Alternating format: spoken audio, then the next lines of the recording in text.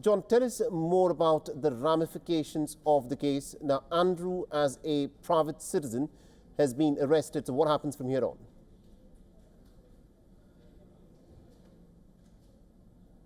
Yeah, so in terms of how things go from now in accordance to the British legal system here, the police, now that they have arrested him, are not releasing much information at all because this is an active investigation.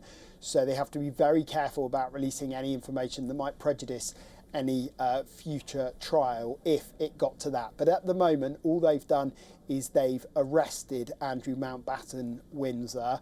They haven't charged him, so they have a day to question him where he will be questioned, you would imagine, with some legal representation as he is entitled to.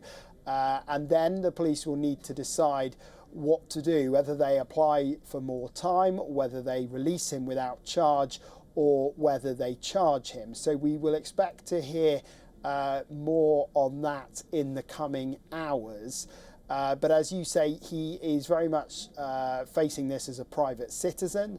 The royal family have removed him from any official duties. He has lost his royal titles. And as you mentioned there as well, King Charles, his brother, has said he was deeply concerned, but that the law absolutely must be able to run its course. So certainly the royal family not getting involved in terms of anything they're saying. King Charles also in that statement saying that it would be wrong for him to say anything else because investigations are ongoing. But of course, all of this deeply concerning for the royal family. And many people wanting to know more about these alleged links between Andrew Mountbatten-Windsor and Jeffrey Epstein and any information that might have been given to the disgraced late sex offender. And that's what the police will be trying to find out. So we wait to see if they go to charge. Right. Now, this is not a new case, is it, John? Because the allegations of Andrew, having taken advantage of Virginia Joffrey, who was in many ways sexually trafficked by Jeffrey Epstein. These are allegations that have been doing the round for many years now.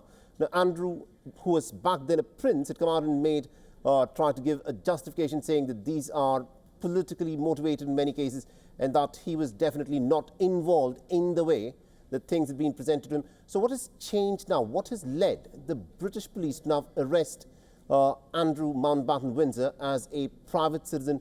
Why has there been such a long delay? Is it because of this recent release of this new tranche of the Jeffrey Epstein files that has happened in Britain?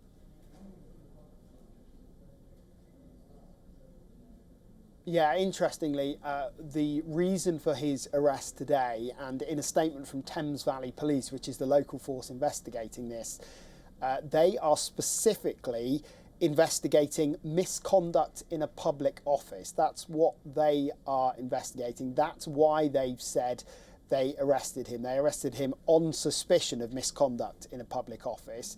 Of course, we saw only a few weeks ago the release, as you mentioned, of those more Epstein files in the US, and some of those files appeared to show sensitive, possibly confidential information being given to Jeffrey Epstein or people in his inner circle, and that is what the police are looking at. At the time, Prince Andrew, as he was a trade envoy for the UK, and it's alleged that information to do with investments in places such as Singapore, for example, was one of the documents that I've seen.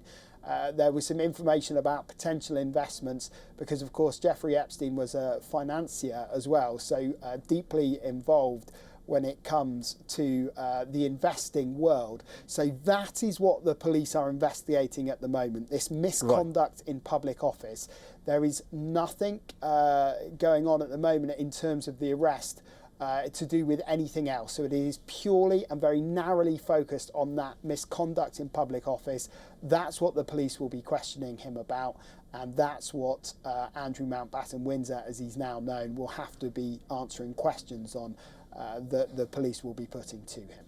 All right, a very serious case. They will have to wait and watch as to how this case unfolds. Thank you very much indeed, John Bever, for joining us and getting us those updates then.